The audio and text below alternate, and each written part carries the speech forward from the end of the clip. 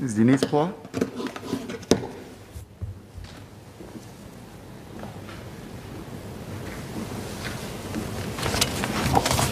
So over the last 15 years, MOE has been paying increasing attention and investing in students with special education needs, or SEN. This is deeply appreciated. About 20% of students with SEN attend some 19 special education or SPED schools. The rest, 80%, attend mainstream schools in Singapore. A proportion of these students then move on to institutions of higher learning, or IHLs. First, on students with SEN at IHL level. So internships are vital to IHL students, offering them work exposure and boosting their chances of obtaining future employment.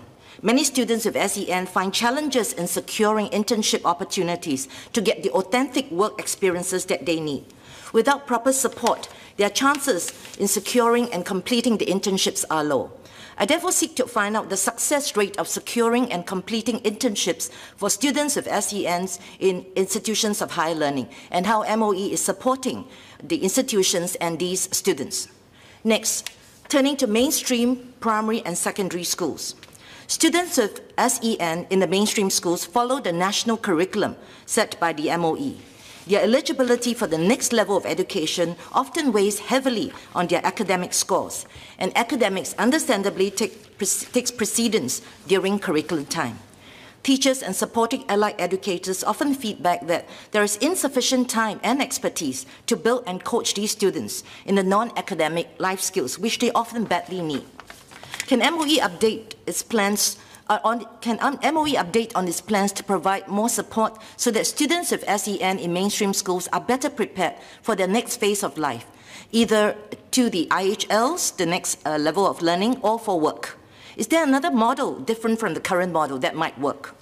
Finally, on special education or SPED schools, which are run in collaboration with disabilities SSA, social service agencies. Many SPED students in SPED schools need a longer pathway or runway to learn both literacy and life skills. The runway is even longer with the disruptions caused by the COVID pandemic. More than the rest of their peers, SPED school students badly need lifelong learning. Recent years saw interesting developments in the special education sector. One, an increasing number of SPED schools in Singapore. Two, an increase in secondment of MOE career mainstream principals to run special schools. And three, an increase in MOE headquarters SPED management, control and reporting requirements.